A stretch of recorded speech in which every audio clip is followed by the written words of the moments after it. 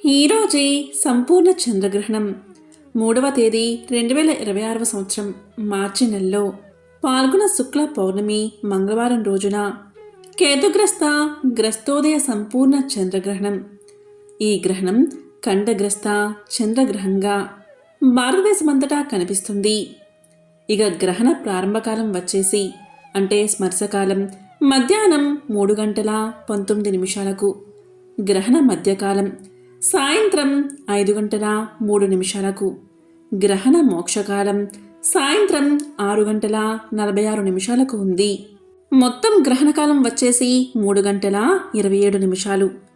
చంద్రోదయాది గ్రహణ పుణ్యకాలం 42 మాత్రమే. ఈ గ్రహణం పూర్వ పల్గుని పుబ్బా నక్షత్రం వారు సింహరాశి అందు సంభవిస్తుంది. కాబట్టి పూర్వ పల్గుని పుబ్బా నక్షత్రం వారు సింహరాశి వారు ఈ గ్రహణాన్ని చూడకూడదు. ఇక నిత్య భోజన విధులకు వచ్చేసి పగలు 11 లోపల ఆహారం తినాలి. సాయంత్రం 7 తర్వాత ఆహారం వండి భుజించాలి. గర్భిణీ స్త్రీలు మధ్యాహ్నం 3 నుంచి సాయంత్రం 7 వరకు ఇంటి లోపలే ఉండాలి. గ్రహణం అనంతరం మరుసటి రోజు యథావిధిగా పూర్వ పల్గుని నక్షత్రం వారు సింహరాశి వారు పాలు, బియ్యం, వెండి, నాగపడిగా, చంద్రబింబం దక్షిణ సహితంగా దానం చేసి గ్రహణ శాంతి చేసుకోవాలి. మరి ఎంతో విశేషమైన ఈ గ్రహణం రోజు దర్బలకు ఉన్న ప్రాముఖ్యత అంతా ఇంతా కాదు. ఈ రోజు ఎవరైతే దర్బల మహిమను వింటారో లేక చదువుతారో అలాంటి వారికి సకల శుభాలు కలుగుతాయి. మనకున్న పవిత్రమైన వృక్ష సంపదలలో గడ్డి జాతికి చెందిన దర్భ ముఖ్యమైనది. ఈ దర్భలో చాలా జాతులు ఉంటాయి. వీటిలో దర్భ జాతి దర్భను, అపరకర్మలకు కుశ జాతి దర్భను, సుకర్మలకు బర్హిస్సు జాతి దర్భను, యజ్ఞయాగాది శ్రౌత క్రతువులకు రెల్లు జాతి దర్భను గృహ నిర్మాణాలకు ఉపయోగించాలని ధర్మశాస్త్రాలు చెబుతున్నాయి. సాధారణంగా దర్భగడ్డిని కుశదర్భలు అంటారు. వీటి ఆవిర్భావం వెనుక అనేక కథలు ఉన్నాయి. కొంతమంది వీటిని విశ్వామిత్రుని సృష్టిగా పరిగణిస్తారు. కూర్మ పురాణం ప్రకారం విష్ణుమూర్తి కూర్మావతారంలో మందర పర్వతాన్ని క్షీరసాగర మదనం సమయంలో మోస్తున్నప్పుడు ఆ పర్వత రాపిడికి కూర్మం వంటి మీద ఉండే కేశాలు సముద్రంలో కలిసి అవి మెల్లిగా ఒడ్డుకు కొట్టుకుపోయి కుసుమముగా మారాయని, అమృతం వచ్చినప్పుడు కొన్ని చుక్కలు ఈ కుశ అనే గడ్డి మీద పడ్డం వల్ల వాటికి అంత పవిత్రత సంతరించుకుంది అని కూర్మ పురాణం తెలియజేస్తుంది. ఇక వరహ పురాణం ప్రకారం ఈ దర్భలు వరహ అవతారంలో ఉన్న శ్రీ మహావిష్ణువు శరీర కేశాలు అని చెప్పబడింది. అందువల్లే దర్భగడ్డిని శ్రీ మహావిష్ణువు రూపాలని జనులు భావించి భాద్రపద మాసంలో దర్భాష్టమి నాడు ప్రత్యేక పూజలు చేస్తూ ఉంటారు. దర్భలకు వేటినైనా శుద్ధి చేసే శక్తి ఉందని నమ్మకం. ఈ నమ్మకాన్ని నిజం చేస్తూ శాస్త్రవేత్తలు అనేక పరిశోధనలు చేశారు. గ్రహణ సమయంలో దర్భలను మన ఇంటిపై వేసుకోవడం వల్ల గ్రహణ సమయంలో వెలువడే విషవాయువుల ప్రభావం మన ఇంటిపై తగ్గుతుంది.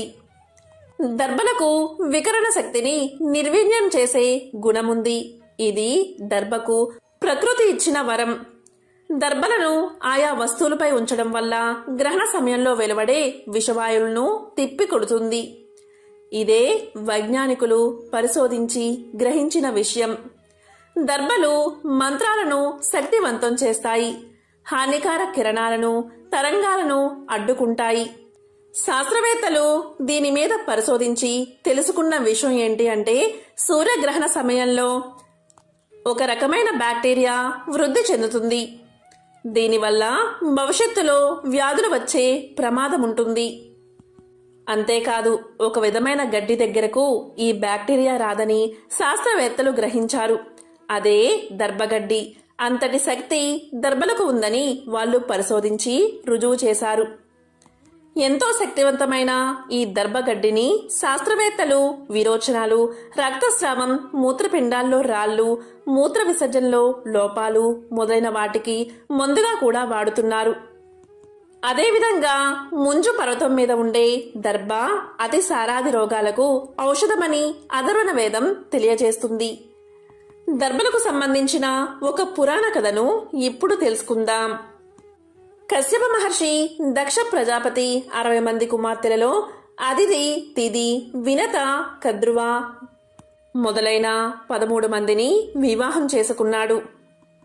కద్రువకు అనేక సర్పాలు, వినతకు గరుత్మంతుడు జన్మిస్తారు. ఒకసారి కద్రువ, వినత పందెం వేసుకుని ఆ పందెంలో కద్రువ నెగ్గడం వల్ల వినత కద్రువకు దాస్యం చేస్తూ ఉంటుంది.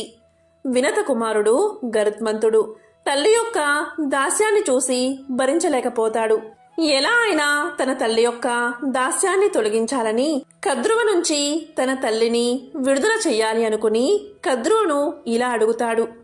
అమ్మా, మా తల్లి ఈ దాస్యం నుంచి ఎలా విడుదల అవుతుంది? దానికోసం నేను ఏం చెయ్యాలో చెప్పండి, నేను ఆ పని చేస్తాను.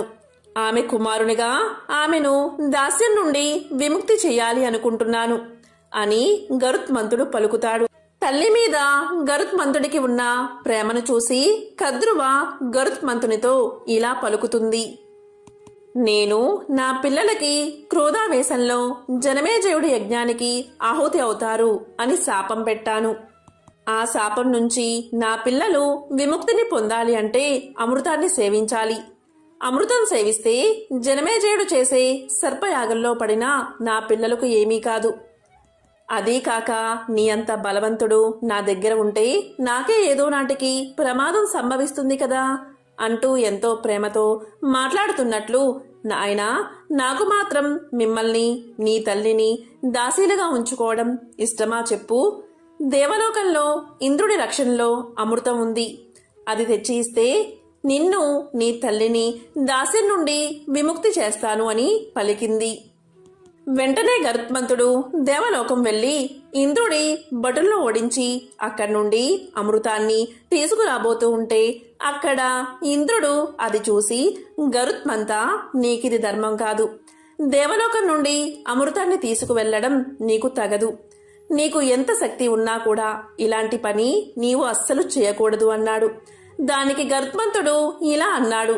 దేవేంద్ర, ఈ లోకంలో తల్లిని సుఖంగా చూసుకోవడం కంటే మించింది ఏదీ లేదు. ప్రపంచంలో తల్లిని మించిన యోధుడు ఎవరూ లేరు. కాబట్టి నా తల్లి ప్రస్తుతం దాస్యాన్ని అనుభవిస్తుంది. ఆమెతో పాటు నేను కూడా దాస్యం చేస్తున్నాను. నా తల్లిని ముఖ్యంగా దాస్యం నుంచి విడిపించడం కోసం ఒక కొడుకుగా నేను ఎంతటి పన్నైనా చేస్తాను. కాబట్టి దేవేంద్ర, నేను ఈ అమృతంతో ఉన్న పాత్రను తీసుకువెళ్తాను. నేను ఈ అమృతాన్ని నా పినతల్లి అయిన కద్రువకు ఇచ్చాక నా తల్లి దాస్యం నుండి విముక్తి అవుతుంది. వెంటనే నీవు ఈ అమృతాన్ని తీసుకువెళ్ళు, నేను అడ్డు చెప్పను అని అమృతాన్ని తీసుకువెళ్లి కద్రువ ముందు దర్భల మీద పెట్టి, అమ్మా, ఇదిగో నీవు కోరిన అమృతం, వెంటనే నా తల్లిని దాస్య విముక్తిని చెయ్యి అని చెప్పి తల్లిని తీసుకుపోయాడు. కద్రువ అమృతాన్ని సేవించే ముందు తన పిల్లలందరినీ ఒక్కసారి స్నానం చేసి రమ్మంది. సర్పాలన్నీ స్నానం చేయడానికి వెళ్లిపోయాయి. ఈ సమయంలో ఇంద్రుడు దేవలోకం నుండి వచ్చి దర్భలపై ఉన్న అమృతాన్ని ఇంద్రలోకానికి తీసుకువెళ్లిపోయాడు. తీరా అందరూ స్నానం చేసి వచ్చేసరికి అక్కడ అమృత పాత్ర లేదు. దీంతో కద్రువ, సర్పాలు ఎంతో దుఃఖించాయి. కాని ఆ దర్భలపై ఏమైనా అమృత బిందువులు పడ్డాయేమో అని పాములన్నీ, అంటే సర్పాలన్నీ నాలుకతో దర్భలను నాకడం మొదలుపెట్టాయి. దాంతో దర్భల పదునకు వెంటనే వాటి నాలుకలు రెండుగా చీలిపోయాయి. అందువల్లే సర్పాలకు 2 నాలుకలు ఉంటాయి. కాబట్టి దర్భల మీద అమృతాన్ని ఉంచడం వల్ల దర్భలు కూడా అమృతంతో సమానమైనవిగా మారిపోయాయని పురాణాలు చెబుతున్నాయి. అందువల్లే సమస్త హోమాల్లో దర్భలు అంతటి ప్రాముఖ్యతను, విశేషతను కలిగి ఉన్నాయి. కాబట్టి ఏ పదార్థాన్నైనా అమృతంగా మార్చే శక్తి దర్భలకు ఉందని, మిగిలిన ఆహార పదార్థాల మీద, నిల్వ ఉంచిన పచ్చళ్ళ మీద, మంచినీటిలో దర్భను వేయాలి అని మన పెద్దలు చెబుతూ ఉంటారు. దర్భలకు విషాన్ని పోగొట్టి అమృతంగా మార్చే శక్తి ఉంటుంది. దర్భలకు ఉష్ణ శక్తి ఎక్కువ. ఇవి జలాన్ని శుభ్రం చేస్తాయి. విషానికి విరుగుడు గుణం దర్భల్లో ఉంటుంది. గ్రహణ కాలంలో వ్యాపించే విషక్రిమి నాశనానికి ఉప్పు కలిపిన పదార్థాలలో దర్బలు వేసి ఉంచడం మనం గమనించవచ్చు. దర్బలని సంస్కృతంలో అగ్నిగర్భము అంటారు. కుంభాభిషేకాలలోనూ యాగశాలల్లోని కలశాలలోనూ బంగారు, వెండి తీగలతో పాటుగా దర్బలను కూడా తీగలుగా చుట్టి ఉపయోగిస్తారు. దర్బల దిగువ భాగంలో బ్రహ్మకు, మధ్య స్థానంలో మహావిష్ణువుకు, శిఖరాన పరమశివునికి నివాసంగా భావిస్తారు. దేవతలను తలుచుకుని ఇచ్చే తర్పణాలు దర్భ కొసలతోనూ, మానవులను తలచి ఇచ్చే తర్పణాలలో దర్భల మధ్య భాగం నుండి, పితృదేవతలు తలుచుకుని ఇచ్చే తర్పణాలలో దర్భను మడిచి కొసలతోనూ తర్పణాలు సమర్పించడం విధాయకంగా ఉంది. వైదిక కార్యాలలో పవిత్రం అనే పేరుతో దర్భతో చేసిన ఒక ఉంగరాన్ని కుడి చేతి ఉంగరం వేలికి ధరింపచేసి ఆయా కార్యాలను ఆచరిస్తూ ఉంటారు. ఈ వేలిలో కపనాడి ఉండడం వల్ల, ఈ ఉంగర ధారణ వల్ల కపం శుభ్రం చేయబడుతుంది. ప్రేత కార్యాలలో ఒక దర్భతోనూ, శుభ కార్యాలలో 2 దర్భలతోనూ, పితృ కార్యాలలో 3 దర్భలతోనూ, దేవ కార్యాలలో 4 దర్భలతోనూ ఆ దర్భ ఉంగరాన్ని ముడివేస్తారు. దేవతారాధన, జపం, హోమం, దానం, తర్పణం వంటి కార్యాలలో దర్భతో చేసిన పవిత్రం అనే ఈ ఉంగరాన్ని తప్పనిసరిగా ధరించాలి. ఆదివారం నాడు కోసిన దర్భలను 1 వారం పాటు ఉపయోగించవచ్చు. అమావాస్య నాడు కోసి తీసుకువస్తే 1 మాసం వరకు ఉపయోగించవచ్చు. పౌర్ణమి నాడు కోసి తెస్తే 15 రోజులు ఉపయోగించవచ్చు. శ్రావణ మాసంలో కోసిన దర్భలైతే తీసుకుని వస్తే 1 ఏడాది ఉపయోగించవచ్చు. భాద్రపద మాసంలో తీసుకుని వస్తే 6 మాసాలు ఉపయోగించవచ్చు. శ్రాద్ధ కార్యాల కోసం తెచ్చిన దర్భలను ఏ రోజుకారోజే ఉపయోగించాలి. తిరునల్లారు శైవ క్షేత్రంలో దర్భలే స్థల వృక్షం. ఈ క్షేత్రంలో నెలవయున్న ఈశ్వరుడి పేరు దర్భరాజ్ఞేశ్వరుడు. శ్రాద్ధకర్మలకు బ్రాహ్మణులు దొరకని పక్షంలో దర్భ ఉంగరాన్ని ఆ స్థానంలో ఉంచి కర్మ చేయవలనని శ్రీ పద్మ పురాణంలో చెప్పబడింది. దర్భల కొనలు విడుదల చేసే తేజము దేవతలను, పితృదేవతలను సైతం ఆకర్షించి మనం ఏ పనైతే చేస్తున్నామో ఆ పనికి తగ్గట్లు వారిని ఆహ్వానించి మన ముందు ఉంచుతుందని మన శాస్త్రాలు చెబుతున్నాయి. యజ్ఞ యాగాదుల్లో అగ్నిగుండానికి నలువైపులా దర్భలను పరుస్తారు. వీటికి ఉండే సహజ సిద్ధమైన గుణాలు 6 నెలల తర్వాత కోల్పోతాయట. ఇవి స్వ పర జనాల కోపాలను పోగొట్టి సముద్రాన్ని సైతం అణిచిపెడతాయని అధర్వణ వేదం చెబుతుంది. దర్భలను ఎక్కువగా వాడడం వల్ల మనలో సత్వగుణం పెరుగుతుంది. ఒకవేళ మనం వాటిని నేలకేసి కొట్టినా, గోటితో చీలినా, వాటికి ఎటువంటి హాని కలుగజేసినా మనలో రజతమో గుణాల తీవ్రత పెరిగి మనలో ఉండే సత్వగుణాన్ని కూడా నాశనం చేస్తుందట. అంతటి శక్తి ఈ దర్భలకు ఉంది.